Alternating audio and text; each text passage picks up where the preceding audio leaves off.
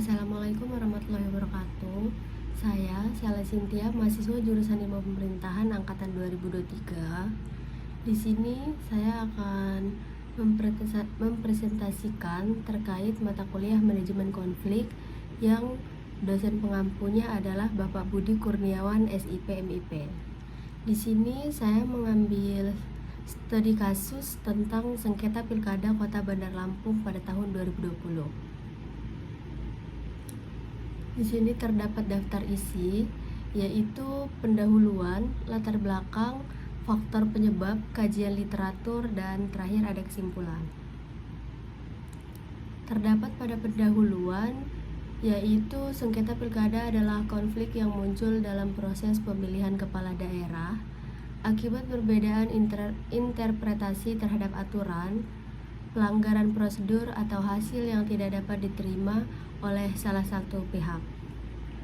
Dalam konteks sengketa Pilkada Kota Bandar Lampung pada tahun 2020 ini, konflik ini bersifat struktural karena muncul dari pelanggaran terhadap tata kelola pemilu yang terstruktur, sistematis, dan masif atau TSM, yang melibatkan fasilitas negara atau APBD dan institusi pemerintah lainnya. Kemudian ada latar belakang. Pilkada serentak pada tahun 2020 dilaksanakan di 270 daerah seluruh Indonesia, termasuk Kota Bandar Lampung, dalam kondisi pandemi COVID-19 yang menimbulkan tantangan tambahan dalam pengorganisasian dan pengawasan. Kota Bandar Lampung memiliki 3 pasangan calon dalam pilkada pada tahun 2020, dengan konflik utama terjadi pada pasangan calon nomor urut 3, yaitu Eva Dwiana dan Dedi Amarullah, yang merupakan pasangan wali kota aktif dan suaminya, yang menggunakan posisi jabatannya untuk kepentingan kemenangan. Pelanggaran terstruktur, sistematis, dan masif atau TSM yang dilakukan paslon 3 meliputi money politik dalam bentuk sembako dan uang tunai dikemas sebagai bantuan COVID, serta penyalahgunaan APBD untuk rapid test seluruh saksi paslon 3 di setiap TPS. Kemudian ada pembentukan dan pembiayaan Linmas terkampanyekan menggunakan APBD dan penggunaan ASN secara masif pada camat, lurah, kepala lingkungan, RT, dan Linmas untuk pemenangan, serta pembentukan kelompok sadar wisata 10 orang per kelurahan untuk pemenangan dengan biaya dari APBD. Kemudian Bawaslu Provinsi Lampung melalui keputusannya membatalkan paslon nomor urut 3 karena terbukti melakukan pelanggaran TSM. Kemudian KPU Kota Bandar Lampung menerbitkan keputusan juga yang isinya membatalkan paslon Eva Dwiana dan Dedi Amarullah sebagai peserta pilkada. Paslon 03 mengajukan pembatalan keputusan hingga tahap kasasi ke Mahkamah Agung yang melalui keputusannya pada nomor 1, yaitu membatalkan keputusan KPU pada nomor 007 pada tahun 2021 dan memerintahkan KPU mencabut keputusan pembatalan. Kemudian KPU menerbitkan keputusannya pada nomor 05 pada tahun 2021 pada tanggal 1 Februari 2021 yang menetapkan kembali paslon 3 sebagai peserta pilkada berdasarkan keputusan Mahkamah Agung. Sengketa ini menjadi pembahasan DPR RI tingkat nasional bersama Mendagri, KPU, Bawaslu, dan DKPP yang menunjukkan skala konflik yang signifikan. Kasus ini mengindikasikan bahwa proses pemilu di Kota Bandar Lampung masih perlu dibenahi, khususnya dalam pengawasan pelanggaran TSM, penegakan aturan penyalahgunaan fasilitas negara atau APBD, dan netralisasi ASN dalam pemilu, sehingga menjadi bahan refleksi pelanggaran administrasi untuk pemilu-pemilu berikutnya. Di sini terdapat faktor penyebab. Yang pertama ada faktor struktural. Pelanggaran TSM dalam Pilkada Bandar Lampung pada tahun 2020 terjadi karena adanya penyalahgunaan fasilitas negara atau APBD untuk kepentingan pribadi dalam pemilu. Wali kota aktif Herman HN memanfaatkan posisi jabatannya untuk mendukung pasangannya Eva Dwiana dengan pembiayaan menggunakan APBD yang meliputi pemberian sembako, uang tunai yang dikemas sebagai bantuan COVID, rapid test untuk seluruh saksi paslon 3 di setiap TPS, serta pembentukan dan pembiayaan Linmas terkampanyekan. Ketidaknetralan ASN menjadi faktor struktural yang signifikan, di mana camat, lurah, kepala lingkungan, ketua RT, dan Linmas terlibat secara masif dalam kemenangan paslon 03. Saksi-saksi yang dihadirkan Eva Dwiana dalam persidangan merupakan aparatur sipil negara mulai dari lurah, camat, hingga kepala dinas. Padahal seharusnya berstatus sebagai pihak terkait, bukan saksi. Kemudian ada faktor sistematis. Mekanisme pengawasan yang lemah memungkinkan pelanggaran TSM terjadi secara sistematis tanpa terdeteksi secara dini. Pelanggaran dilakukan dengan perencanaan yang jelas melalui pembentukan kelompok sadar wisata 10 orang di masing-masing kelurahan seluruh kecamatan sekota Bandar Lampung untuk kepentingan kemenangan dengan biaya dari APBD. Kemudian ada faktor masif. Skala pelanggaran yang besar menjadi faktor penyebab konflik dengan melibatkan 10 orang per kelurahan atau Pokdarwis di seluruh kecamatan kota Bandar Lampung. Pembagian beras bagi rakyat miskin yang terdapat COVID-19, dan bantuan untuk kelompok ibu PKK disertai dengan ajakan untuk memilih Eva Dwiana saat pilkada pada tahun 2020. Dan ada faktor psikologis dan politik. Ambisi politik untuk mempertahankan kekuasaan menjadi faktor psikologis utama, di mana pasangan wali kota aktif dan istrinya ingin terus berkuasa melalui pemilu. Eva Dwiana telah mendeklarasikan dirinya dan melakukan sosialisasi kepada masyarakat kota Bandar Lampung sebelum mendaftar secara resmi. Kemudian di sini ada kajian literatur. Manajemen konflik struktural mengacu pada proses pengelolaan konflik yang muncul akibat struktur pemerintahan, kebijakan, atau sistem yang tidak mendukung dalam konteks demokrasi dan pemilu. Konflik struktural muncul dari pelanggaran terhadap tata kelola pemilu yang terstruktur, sistematik, dan masif atau TSM, yang melibatkan fasilitas negara seperti APBN atau APBD dan institusi pemerintahan. Konflik ini bersifat struktural karena melibatkan mekanisme kelembagaan formal seperti Bawaslu, KPU, dan Mahkamah Agung serta DKPP dalam penyelesaiannya.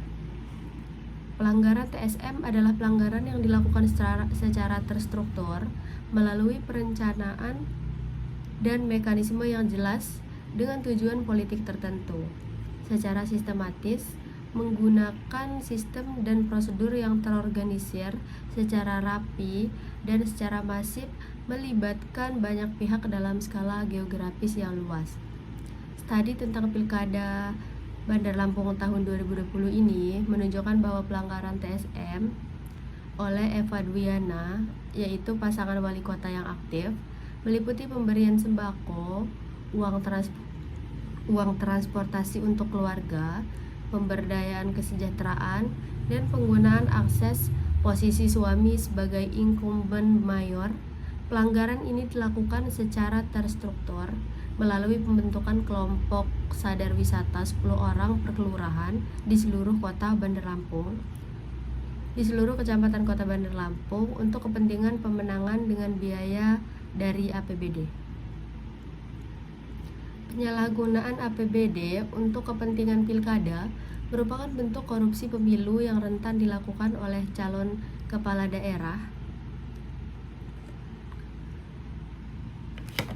karena pertahanan masih memiliki wewenang dan kekuasaan atas pengelolaan anggaran, sehingga peluang penyalahgunaan lebih besar dibandingkan calon lain. Faktor yang mendorong petahana melakukan penyalahgunaan APBD meliputi biaya rekomendasi yang tinggi yang memaksa petahana dari elit partai memaksa petahana mencari dana dari pundi-pundi APBD, pentingnya rekomendasi untuk mendapatkan dukungan dari elit partai, biaya kampanye pemilu yang tidak sedikit dan sering melibatkan cara-cara kotor seperti politik uang, serta pembelian suara baik suara pemilih maupun penyelenggara. Kemudian modus penyalahgunaan APBD meliputi penggemblungan dana bansos dan hibah, serta pemanfaatan APBD untuk hal-hal yang tidak perlu seperti kepentingan pilkada, ketidaknetralan ASN dalam pemilu merupakan pelanggaran yang dilarang tegas oleh Bawaslu, di mana pejabat daerah tidak boleh menggunakan atau mengarahkan program kegiatan yang bersumber dari APBN atau APBD untuk mendukung pasangan calon tertentu dalam pilkada. Kepala daerah juga dilarang menjadi pengurus parpol dan ikut serta dalam kampanye pemilihan umum atau kepala daerah. Ketidaknetralan ASN dalam Pilkada Bandar Lampung pada tahun 2020 terlihat dari keterlibatan camat, lurah, kepala lingkungan, ketua RT, dan Linmas secara masif dalam pemenangan paslon 03, serta saksi-saksi yang dihadirkan Eva Dwiana dalam persidangan merupakan aparatur sipil negara mulai dari lurah, camat, hingga kepala daerah yang seharusnya berstatus sebagai pihak terkait bukan sebagai saksi. Berdasarkan Undang-Undang Nomor 10 pada tahun 2016 tentang Pilkada, mekanisme penyelesaian sengketa meliputi Bawaslu sebagai lembaga pengawas pemilu yang berwenang menentukan pelanggaran TSM dan menerbitkan keputusan pembatalan. KPU sebagai lembaga penyelenggara yang menerbitkan keputusan pembatalan berdasarkan keputusan Bawaslu. Mahkamah Agung sebagai lembaga banding hukum yang dapat membatalkan keputusan KPU, dan DKPP sebagai Dewan Kehormatan Penyelenggara Pemilu yang berwenang atas sanksi etik bagi penyelenggara pemilu yang melanggar kode etik. Dalam sengketa Pilkada Bandar Lampung pada tahun 2020, mekanisme ini diterapkan melalui jalur Bawaslu, KPU, Mahkamah Agung, dan KPU kembali secara berurutan. Penelitian tentang penyebab sengketa perselisihan hasil pemilihan umum di Indonesia menunjukkan bahwa penyebabnya adalah dapat dari faktor internal berupa pelanggaran administrasi dalam proses pemilu, ketidakjelasan aturan prosedur, serta lemahnya mekanisme pengawasan, dan faktor eksternal berupa ambisi politik calon, penyalahgunaan fasilitas negara, serta ketidaknetralan institusi pemerintahan. Peran Mahkamah Konstitusi sangat vital dalam menyelesaikan sengketa hasil pemilu secara cepat dan adil sebagai lembaga yang independen dan imparsial. Pelanggaran TSM berdampak pada kredibilitas proses pemilu, di mana hasil pemilu tidak dapat diterima oleh publik secara sah, keadilan dalam pemilu di mana paslon yang tidak melanggar terdampak negatif, dan krisis demokrasi di mana masyarakat kehilangan kepercayaan pada proses demokrasi. Sengketa dalam proses pemilihan umum di Kota Bandar Lampung mengindikasikan bahwa proses pemilu di Kota Bandar Lampung masih perlu dibenahi, khususnya dalam pengawasan pelanggaran TSM, penegakan aturan penyalahgunaan fasilitas negara, dan netralisasi ASN. Strategi manajemen konflik dalam penyelesaian sengketa pilkada melibatkan mekanisme hukum formal melalui Bawaslu dan KPU sebagai lembaga pengawasan dan penyelenggara dengan pengujian hingga ke Mahkamah Agung menjadi jalur banding hukum yang umum. Sengketa yang menjadi pembahasan DPR RI dan Mendagri, KPU, Bawaslu, dan DKPP menunjukkan skala konflik yang signifikan secara nasional. Peran KPU dalam menindaklanjuti sengketa hukum pilkada ditinjau dari aspek hukum menunjukkan bahwa institusi penyelenggara harus konsisten dalam menerapkan keputusan Bawaslu dan keputusan pengadilan. Kemudian ada kesimpulan, sengketa Pilkada Kota Bandar Lampung pada tahun 2020 merupakan kasus konflik struktural yang muncul dari pelanggaran terstruktur, sistematis, dan masif atau TSM secara masif. melibatkan penyalahgunaan fasilitas negara seperti APBD, dan ketidaknetralan institusi pemerintahan. Kasus ini menunjukkan bahwa proses pemilu di Bandar Lampung masih perlu dibenahi dalam aspek pengawasan dan penegakan aturan, khususnya dalam pengawasan pelanggaran TSM, penegakan aturan penyalahgunaan fasilitas negara atau APBD, dan netralisasi ASN dalam pemilu. Penelitian ini menemukan bahwa pelanggaran TSM dilakukan secara sistematis oleh paslon 03 dengan melibatkan money politik dalam bentuk sembako dan uang tunai, penyalahgunaan APBD untuk rapid test, Linmas, dan Pokdarwis, serta penggunaan ASN secara masif. Mekanisme hukum melalui Bawaslu, KPU, Mahkamah Agung terbukti efektif menyelesaikan konflik. Namun proses memakan waktu lama dari Desember pada tahun 2020 hingga Februari pada tahun 2021, dan hanya melibatkan lembaga formal saja tanpa melibatkan masyarakat. Dampak kasus ini signifikan secara nasional, menjadi pembahasan DPR RI bersama Mendagri, KPU, Bawaslu, dan DKPP yang mengindikasikan perlunya perbaikan sistem pengawasan pemilu. Pelajaran utama dari kasus ini adalah pengawasan TSM harus lebih ketat untuk mencegah pelanggaran serupa. Netralisasi ASN dalam pemilu harus ditegakkan secara konsisten. Sanksi bagi penyalahgunaan fasilitas negara harus tegas dan tidak boleh hanya administrasi. Dan proses pemilu harus melibatkan masyarakat dalam mekanisme penyelesaian konflik. Rekomendasi untuk perbaikan meliputi pemerintah daerah harus memperkuat mekanisme pengawasan pemilu dan sanksi bagi pelanggaran. Bawaslu harus meningkatkan kapasitas pengawasan dan penegakan aturan TSM.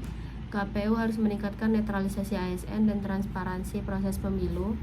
Dan DPR atau DPRD harus memperbaiki undang-undang pilkada untuk memperkuat sanksi pelanggaran TSM. Kasus ini menjadi bahan refleksi pelanggaran administrasi untuk pemilu-pemilu berikutnya. Studi lanjutan dapat mengeksplorasi dampak pelanggaran TSM pada kredibilitas demokrasi, efektivitas mekanisme hukum dalam penyelesaian konflik, dan peran masyarakat dalam mekanisme penyelesaian konflik secara keseluruhan. Sengketa pilkada pada Bandar Lampung 2020 ini mengindikasikan bahwa proses pemilu di Kota Bandar Lampung masih perlu dibenahi sehingga menjadi pilot project untuk perbaikan sistem pemilu di daerah lainnya. Mungkin hanya itu yang bisa saya presentasikan. Saya akhiri. Wassalamualaikum warahmatullahi wabarakatuh.